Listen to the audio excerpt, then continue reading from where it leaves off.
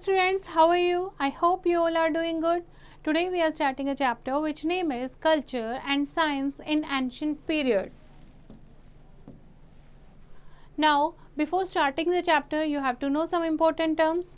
First is lexicon, that is dictionary. Cosmogony, that is the science that studies the origin of the universe. India can boast her rich culture heritage in the fields of language, literature, art, science, religion, education, etc. Evidence of the country's numerous achievements in different fields and from time immemorial are available in plenty. India का एक अलग ही योगदान रहा है culture और science में.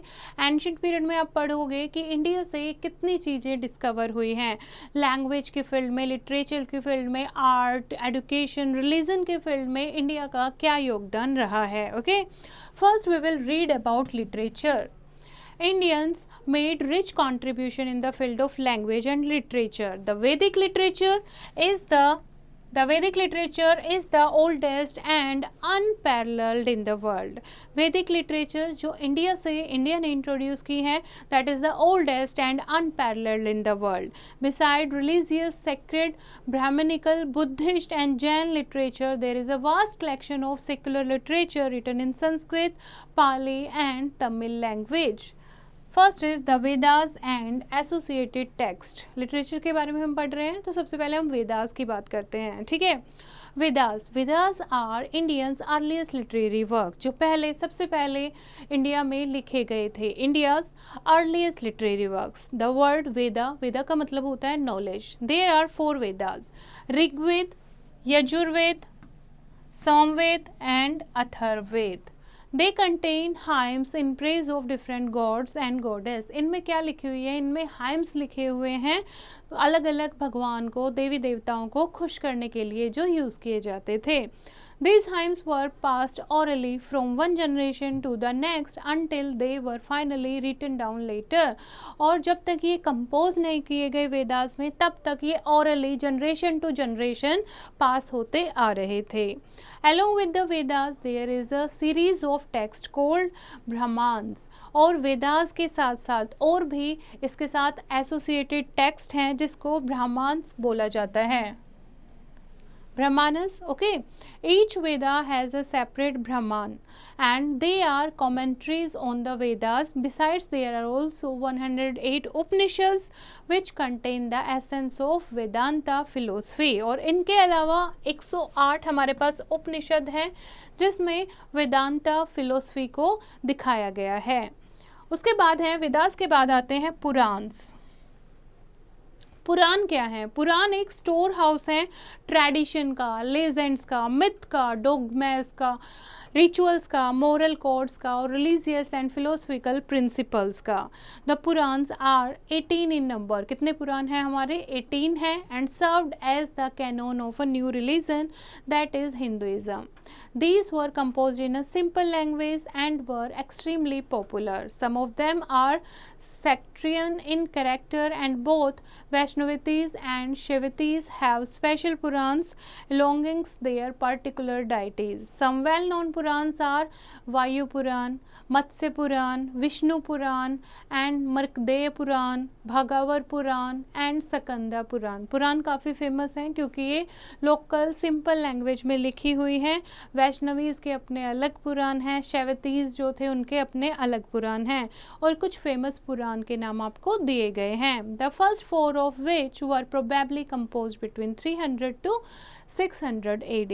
The Buddhist and Jain texts also form a part of Indian literature. The Jataka tales are the stories about the previous birth of Lord Buddha. Now next है epics. Epics जो हमारे ग्रंथ हैं. An epic is defined as a long poem. Epic को हम एक long poem भी कह सकते हैं. एपिक का मतलब होता है लंबी कविता.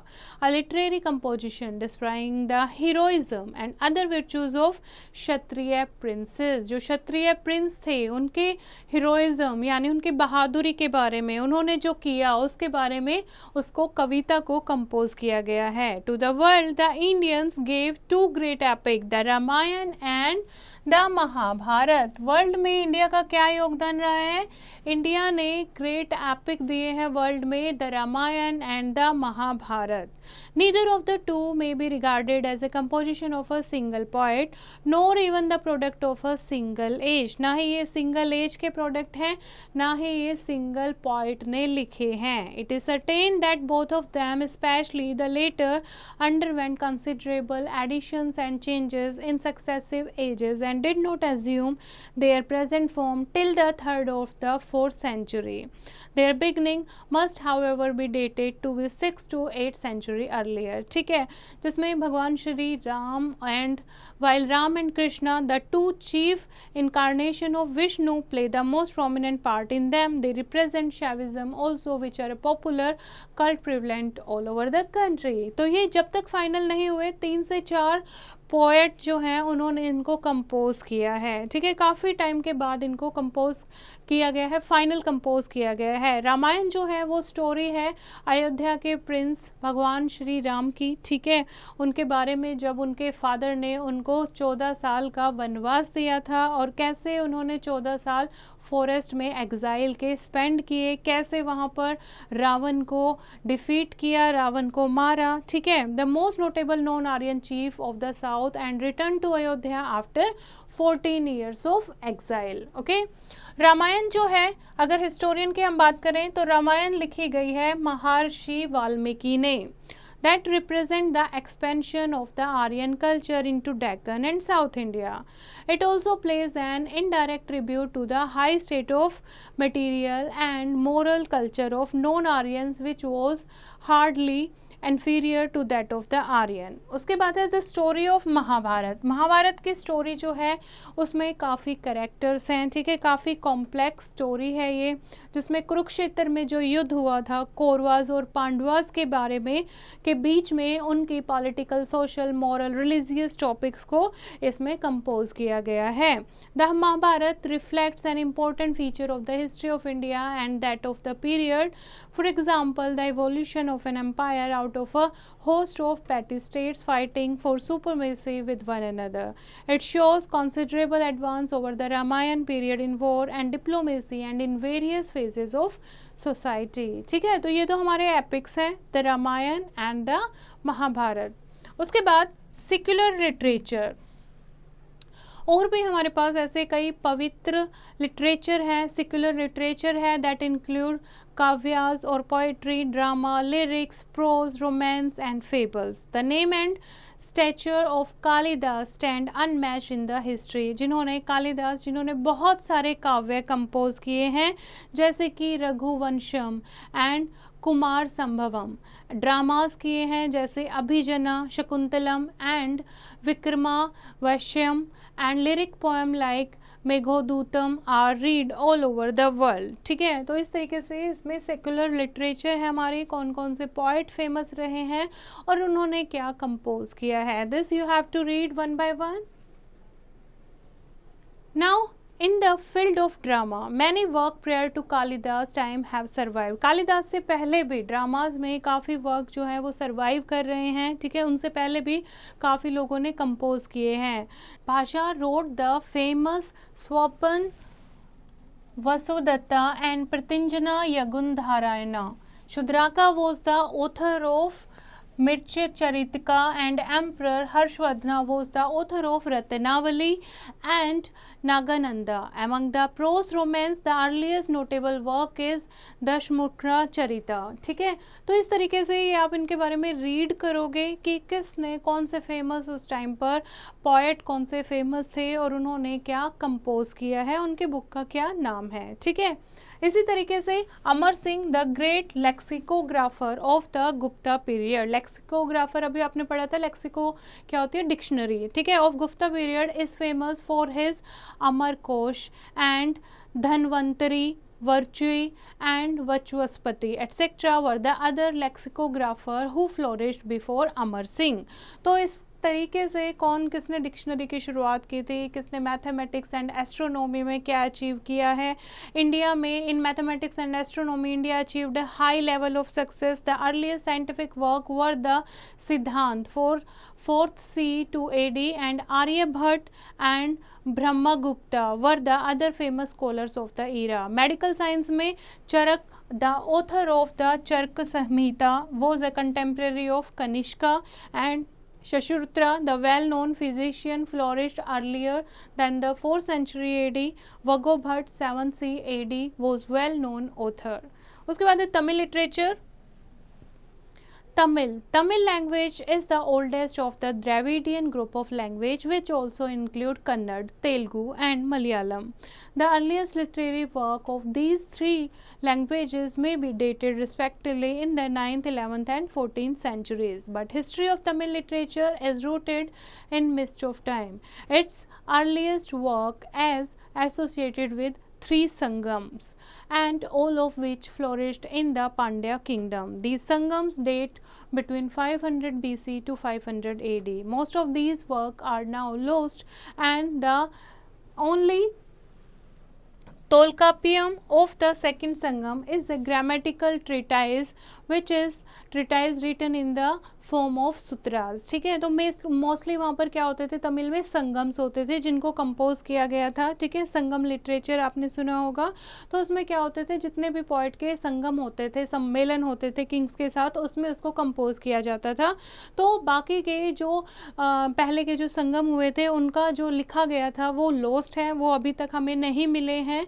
And Tamil classical of the third Sangam में be broadly classified and anthologies and the epics of the first category. 3 are important, that is Pattu Pattu, that is 10 Idyllists, and Ithekoi 8 collection, and that are 18 minor didactic poems. तो इस तरीके से जो संगम है, third संगम है, उसमें ये सारी चीज़ें कंपोज की गई हैं। Among epics, Silappadikaram and Mani Mekhlai occupy high place in Tamil literature. These 2 epics have been compared to the Ramayana and the Mahabharata. They are important source material of the history of the Tamil in the early century of the Christian era. Now next है architecture. The history of Indian art practically begins from Ashoka region, who introduced the art of building in stone. सबसे पहले जो Indian art की practice है वो Ashoka reason से शुरू हुई थी, जिन्होंने art of building in stone से, यानी स्टोन से बिल्डिंग बनाना शुरू किया। The architectural achievements of Ashoka are stupas, pillars, caves and residential building. ये अशोका के टाइम से ही शुरू हुए थे। स्तूपास क्या होते हैं? स्तूपास एक डोम शेप्ड बिल्डिंग होती हैं जो ब्रिक की बनाई जाती हैं और या फिर स्टोन की बनाई जाती हैं, erected by the Buddhist and Jains either to commemorate a noted event or a sacred spot or to deposit some relic to Buddha, जहाँ पर बुद्धिज़्म और जैनिज़्म से रिलेटेड सेंट जो होते थे वो विश्राम करते थे या फिर उनका कोई इवेंट होता था, उस ग्रेट बिल्डिंग को यूज़ किया जाता था। Ashoka was a great builder of huge stupas who built 84,000 stupas including the great stupas at Sanchi. ये सांची स्तूपा है, ठीक है, एक ये बनाया गया था। उसके अलावा अशोका ने 84,000 स्तूपास का निर्माण किया था उसके टाइम पीरियड पे। नेक्स्ट है पिलर, स्टोन पिलर, जो कि most beautiful and characteristic specimen of Ashokan art है। 30 to 40 such pillar exist still and the Lauriya Nandangarh pillar represent is one of its finest specimen. The pillar consist of 2 parts, the shaft and the capital. Shaft जो है वो monolithic है and the capital which surmounted the pillar was also monolithic and was chiefly remarkable for animal figure. उसके बाद है caves. Ashokan excavated cave dwelling for the residence of monks vihara. ठीक है, जो मोंक होते थे, जो भिक्षु होते थे, उनके रहने के लिए केव एक्सक्वेट की जाती थी and a series of caves are situated in the Barabar hills located north of Gaya. उसके बाद है post Mauryan art.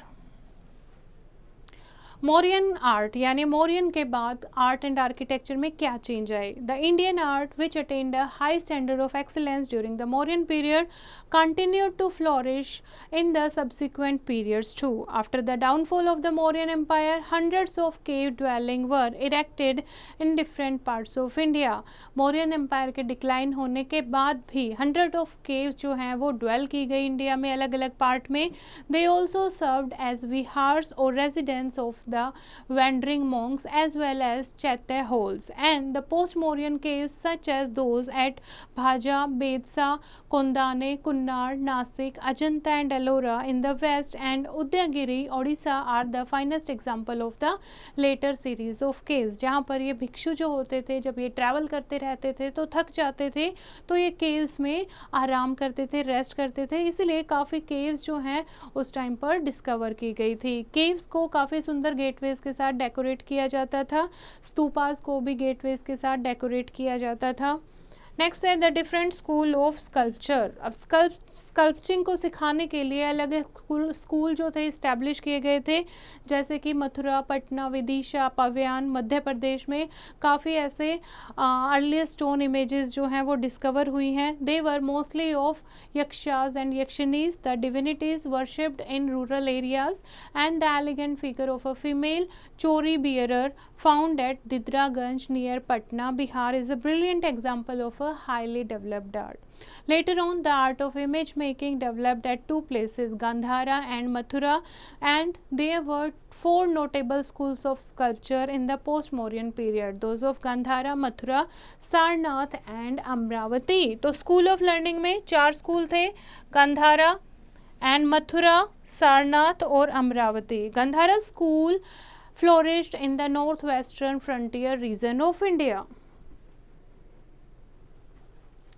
It was a novel school of art where the skills and techniques of Greek art was used with Indian ideas and subject. Gandhara school जो था उसमें Indian के साथ साथ Greek art का कुछ टच दिया जाता था, वो सिखाया जाता था बच्चों को, यानी इंडो ग्रीक. ओके, उसके बाद गुप्ता पीरियड के टाइम पर that witnessed a highly development art of domain of sculpture. The figure of Buddha found in large number of Sarnath and other places show a fully evolved form which is derived from the Mauryan type. In addition to the Buddhist images, statues of the Brahmanical divinities were also carved at Mathura in the early centuries of the Christian era. Beside the cult images, life-size portrait statue of the Saka Kushana king were also made of Mathura in the 1st century AD. Next है paintings.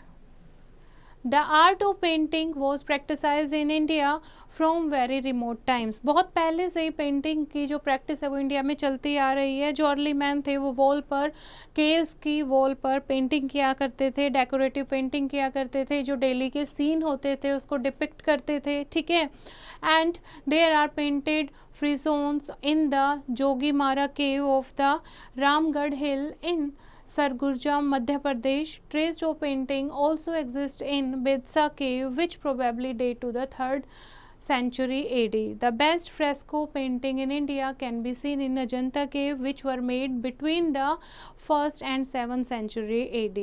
उसके अलावा this complex has 29 caves and the painting are found in 16 caves. Ajanta की जो caves हैं उसमें 29 caves हैं total, जिसमें 16 caves में पेंटिंग की गई है. The bulk of the paintings belong to the period of 400 to 640 AD and were mainly executed under the patronage of Vakatka and the Cholukya king. Next है post Gupta age. Gupta age के बाद, ठीक है, मौर्यन हमने पढ़ लिया. मौर्यन के बाद क्या हुआ? मथुरा स्कूल ऑफ आर्ट था, गांधारा स्कूल ऑफ आर्ट था. ठीक है, अब हम पढ़ेंगे गुप्ता एज में ये स्कूल ओपन हुए. ठीक है, स्टोन की पेंटिंग करना सिखाया गया, केव्स में पेंटिंग जो है उसको फ्लोरिश किया गया. अब गुप्तास के बाद कैसा आर्किटेक्चर था? In the post-Gupta age, we find a remarkable development in architecture. The rock-cut caves now enter the final phase of development and are gradually replaced by structural buildings. Some such examples of Brahmanical series at Ellora and the Brahmanical temple at Elephanta and Celeste Islands near Mumbai, all excavated between the 7th and 9th century AD. Brahmanical caves are also found at Udayagiri near Vidisha in Madhya Pradesh. The earliest attempt were made at Udayagiri in Odisha under the patronage of King Kharvela. Next are temples. During the Gupta age, magnificent Brahmanical structure temple were erected. Gupta age के time पर बहुत सारे Brahminical structural temple जो हैं वो erect किए गए, बनाए गए. A temple was built on a raised platform with the flight of steps in front. एक रेज्ड प्लेटफॉर्म पर टेम्पल बनाए जाते थे जिसमें कुछ स्टेप्स होती थी फ्रंट में.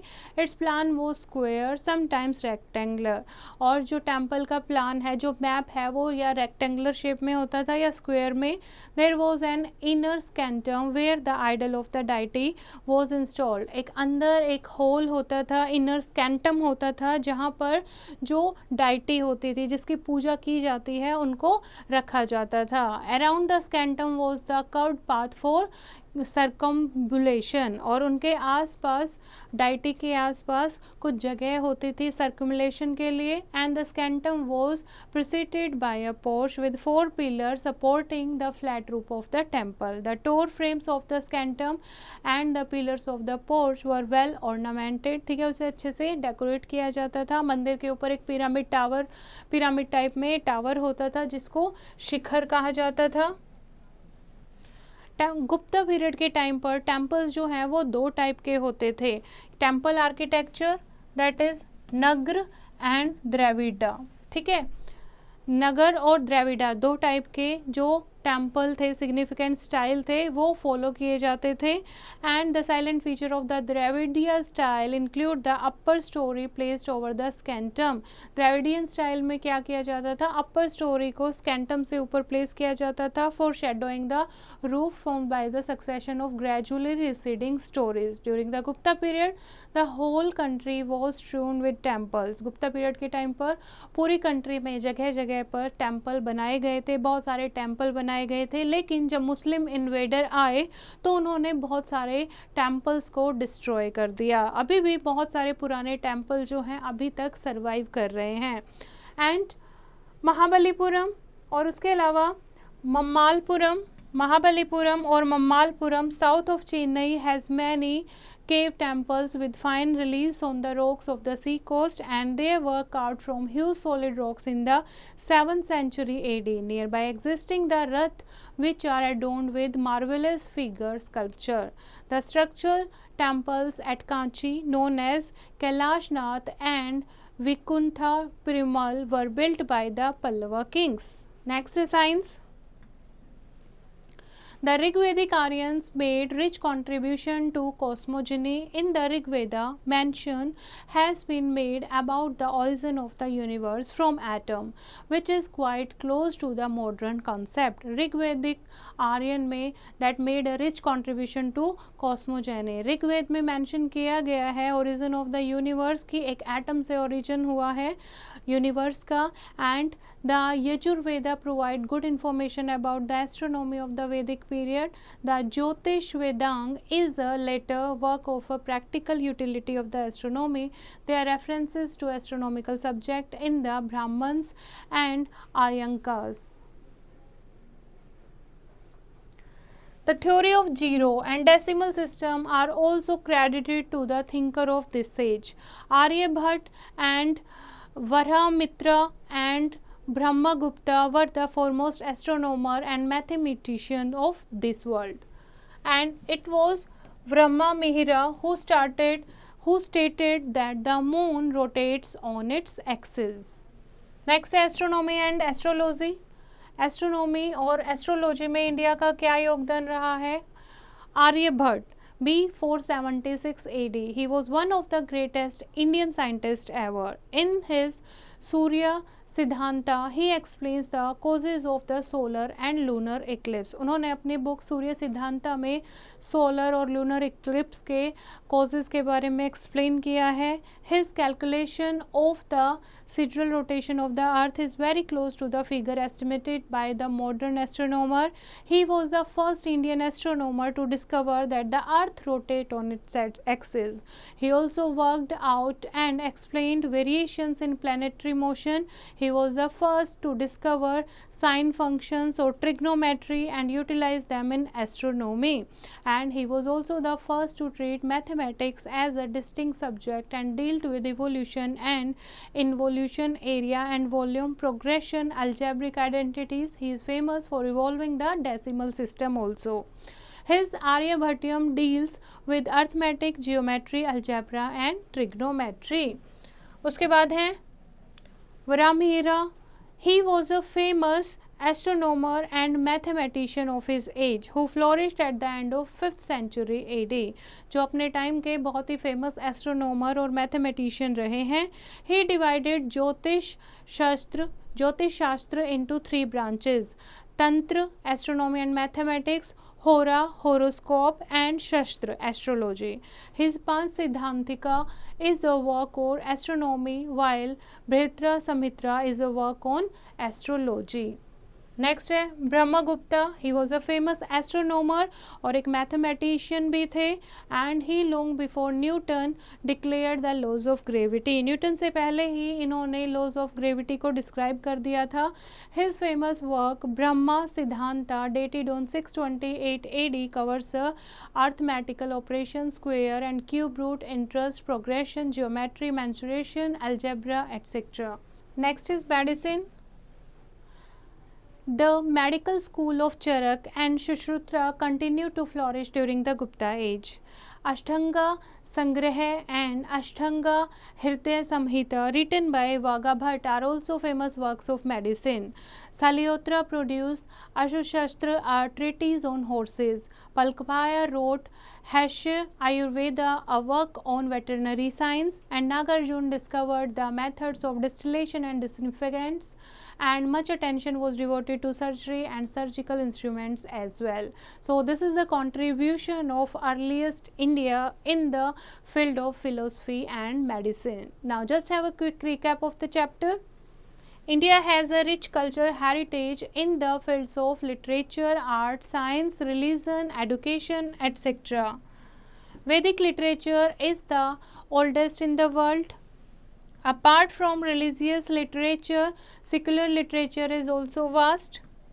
The Ramayana and the Mahabharata are the 2 great epics which have great religious value too. And the Purans are a storehouse of traditions, legends, myths, dogmas, moral codes, rituals and religions and religious and philosophical principles. Kalidas is the foremost poet and dramatist in Sanskrit.